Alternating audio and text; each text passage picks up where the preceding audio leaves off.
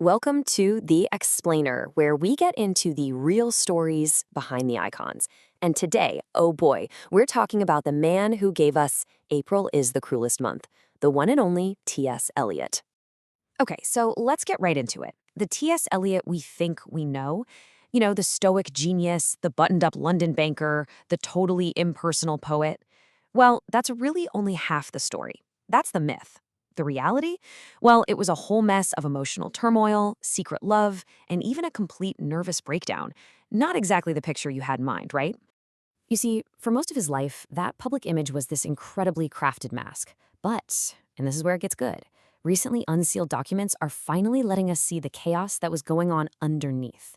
So today, we're going to peel back that mask. And we're going to do it by looking at the three women who were absolutely central to his life and his art. So first things first, to get why he even needed a mask, you have to understand the pressure he was under. I mean, this guy was born into a super prestigious American family. He was on the perfect academic track. Harvard, the Sorbonne, Oxford, the whole shebang. It was exactly what his family wanted for him. And for Eliot, it was absolutely suffocating. And this quote from him just says it all, doesn't it? Oxford is very beautiful, but I don't want to be dead. Wow. I mean, that's not just a casual complaint. That is a desperate, powerful cry to escape this fate of becoming what he called a stuffed academic. He wanted to be a real, living, breathing poet. So what does he do? In 1915, looking for that escape hatch, he makes this incredibly impulsive choice. A choice that would basically define the entire first half of his life. He secretly marries a British woman, Vivian Haywood. And this decision, well, it plunged him straight into his own personal hell. And when I say hell, I mean it. The marriage was, by literally every account, a complete and utter catastrophe. You had Vivian's chronic health problems, both physical and mental.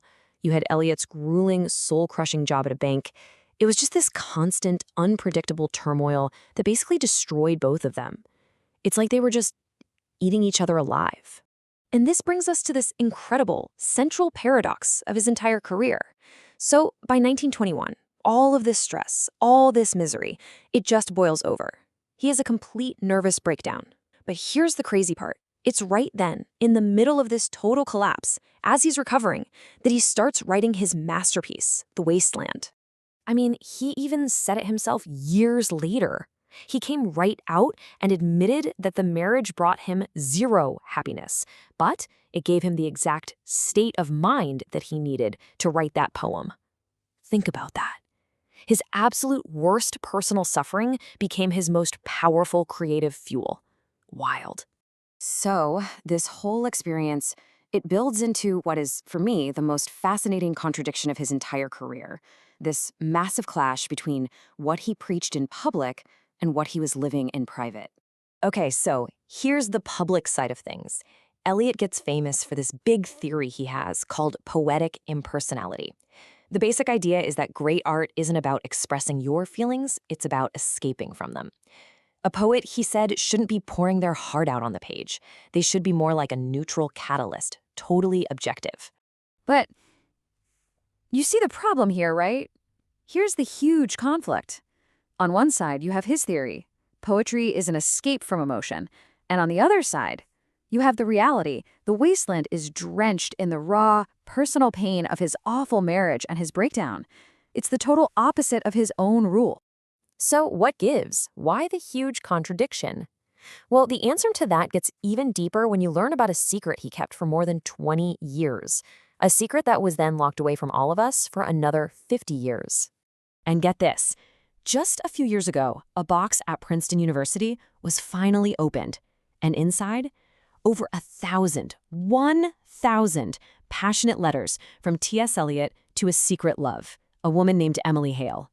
It turns out, for all those years he was trapped in that miserable marriage, he was pouring his heart out to her. But here's where it gets kinda chilling. After decades of this incredibly intense, soul-bearing correspondence, Eliot made a decision. He had every single one of her letters to him burned. Just gone. He made sure her side of the story was literally turned to ash. So you have to ask, why would he do that? Well, it seems he was terrified that if people read their letters, his work, his monumental poems, would get reduced to just some simple love story. It was a desperate move to protect his legacy. And it makes you wonder, was his whole impersonality theory really an artistic philosophy? Or was it just a giant psychological defense mechanism? But his story doesn't end there. In all that turmoil and secrecy, there's a third woman, a final chapter. His second wife, Valerie Fletcher, who gave him a shot at happiness and then became the fierce guardian of his entire story. So in 1957, when he's 68 years old, he marries his secretary, who was 30. And you know what? For the very first time in his life, he actually found simple domestic peace. It's kind of amazing to think about. The great tortured poet finally just enjoying games of Scrabble and sweet drinks with his wife. And after he passed away, Valerie took on a new role. For the next 50 years, she was the formidable protector of his legacy. She was the one who said yes to the musical Cats, can you believe it? But she also blocked biographers at every turn and fiercely defended his reputation, especially against things like the movie Tom and Viv, which she felt got him all wrong. What she really wanted, it seems, was for the world to remember the human being behind all those difficult poems. She used to tell this great little story. A friend saw Eliot eating vanilla ice cream and told him it was too childish for a great poet. And Eliot's perfect, dry response was, "But you are not a poet." You see? She was protecting the guy who just wanted to enjoy his ice cream. And all of this leaves us with a really big question, doesn't it? A kind of artist's paradox? Eliot desperately tried to separate his art from his life. I mean, he burned the letters, he built this whole impersonality wall. But now that we know about the pain behind the wasteland, the secret passion, can we really do that? Should we even try to honor that wall? Or is it impossible to ever really separate great art from the artist's messy hidden life? What do you think?